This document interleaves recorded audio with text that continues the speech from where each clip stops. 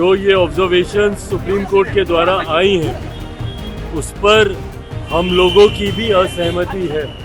Reservation with in reservation ये कहीं से जायज़ नहीं और लोक जनशक्ति पार्टी रामविलास सुप्रीम कोर्ट में पुनः विचार याचिका दाखिल हम लोग करने जा रहे हैं। अमित शाह जी देश के दुश्मनों का दुश्मन है। कांग्रेस का स्क्रिप्ट बार बार पढ़कर हिंदुओं को दुख देकर बाला साहब ठाकरे की आत्मा को दुख पहुंचा रहे हैं उद्धव ठाकरे। नमस्कार, मेरा नाम प्रेम है और आप लाइव स्ट्रीट देख रहे हैं। आरक्षण को लेकर बिहार में घमासान मचा हुआ है। तमाम दल के लोग अपनी अपनी बातों को रख रहे हैं, पर आरक्षण के अंदर आरक्षण, इसको लेकर कई दल के लोग खुश भी हैं तो कई दल के लोग नाराज़ भी हैं। जिस तरीके से सुप्रीम कोर्ट के फैसला आया उसके बाद जेडीयू के नेताओं का कहना है कि मुख्यमंत्री नीतीश कुमार जो 10 साल पहले कल्पना किए थे उसको आज सुप्रीम कोर्ट ने मोहर लगा दिया है। पर चिराग पासवान केंद्रीय मंत्री हैं, लोक जनशक्ति पार्टी रामविलास के राष्ट्रीय अध्यक्ष हैं, वो इस चीज़ से नाराज़ हैं और कह रहे हैं कि पुनः याचिका दायर करेंगे विचार करने के लिए। अब तेजस्वी यादव भी आरक्षण को लेकर अपनी बातों को रख रहे हैं और देखिए चिराग पासवान क्या भी आरक्षण पर क्या कुछ प्रतिक्रिया है वो हम आपको सुनवाएंगे।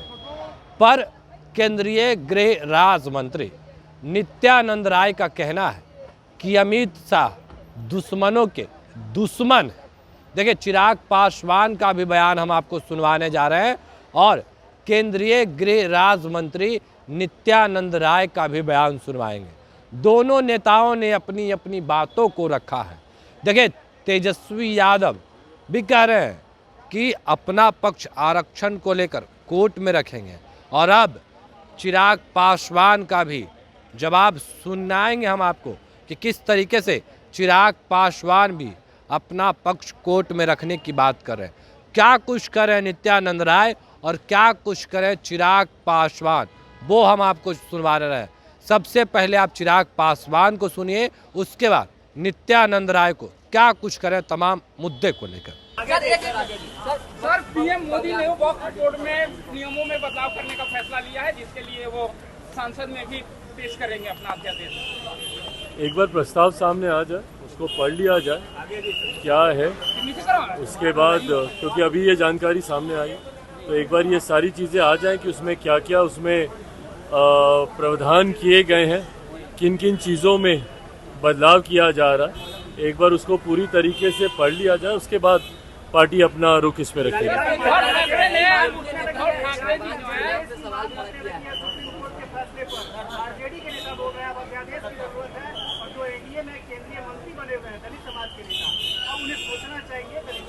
देखिए इस पे अपनी तरफ से जो ये ऑब्जर्वेशन सुप्रीम कोर्ट के द्वारा आई हैं उस पर हम लोगों की भी असहमति है और इस असहमति को प्रमुखता से हम लोगों ने दर्ज किया है। हम लोग इस बात को लेकर स्पष्ट है कि अनुसूचित जाति का आधार अनटचेबिलिटी है, इसका कोई शैक्षणिक आधार नहीं है, इसका कोई आर्थिक आधार नहीं है।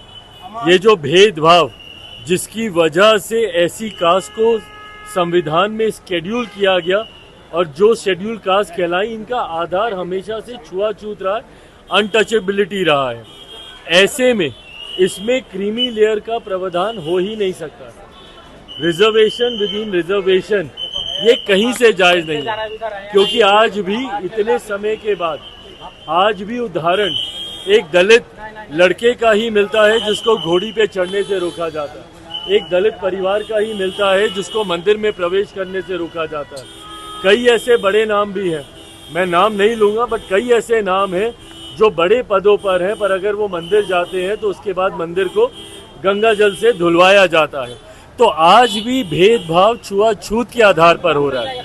तो ऐसे में रिजर्वेशन विद इन रिजर्वेशन हम लोग भी कतई इससे सहमत नहीं है और लोक जनशक्ति पार्टी रामविलास सुप्रीम कोर्ट में पुनः विचार याचिका दाखिल हम लोग करने जा रहे हैं ताकि सुप्रीम कोर्ट पुनः अपने फैसले पर मंतव्य। हाँ?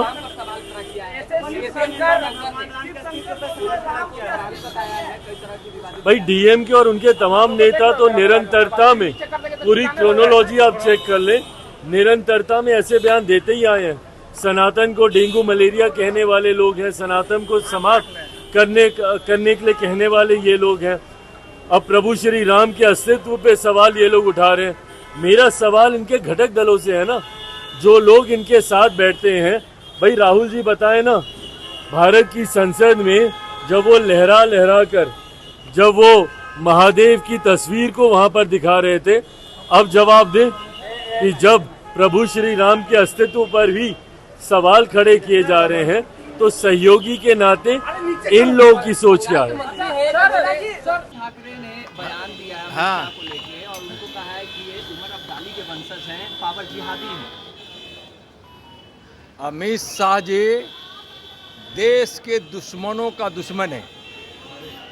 देश के दुश्मनों का दुश्मन अमित शाह हैं। देश के दुश्मनों का दुश्मन। और उद्धव ठाकरे कांग्रेस का स्क्रिप्ट पढ़ रहे हैं और कांग्रेस का स्क्रिप्ट बार बार पढ़कर हिंदुओं को दुख देकर बाला साहब ठाकरे की आत्मा को दुख पहुंचा रहे हैं उद्धव ठाकरे। देश के दुश्मनों का दुश्मन अमित शाह। तो अभी आप चिराग पासवान और नित्यानंद राय को सुन रहे थे। तमाम मुद्दे को लेकर क्या कुछ कहा आपने सुना है।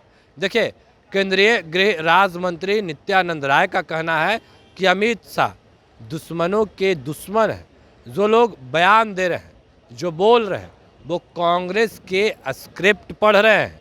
उतना ही नहीं, आरक्षण को लेकर लगातार बिहार में बयानबाजी हो रही है। तेजस्वी यादव भी पिछले दिनों प्रेस कॉन्फ्रेंस करके तमाम जानकारी दे रहे थे, अपनी बातों को रख रहे थे। हमने आपको वो तमाम बयानों को भी सुनवाया था। पर अब चिराग पासवान पटना से दिल्ली रवाना होने से पहले देखिए साफ शब्दों में कह रहे हैं, लोक जनशक्ति पार्टी रामविलास याचिका दायर करेगी पुनः विचार करने के लिए। देखिए चिराग पासवान किस तरीके से तमाम मुद्दे को लेकर अपनी बातों को रख रहे थे, वो हमने आपको सुनवाया है। उतना ही नहीं, नेता प्रतिपक्ष तेजस्वी यादव का भी कहना है कि वो भी कोर्ट जाएंगे, वो भी अपना पक्ष रखेंगे। अब देखने वाली बात होती है, जिस तरीके से आरक्षण का मुद्दा है वो बिहार में गर्म है।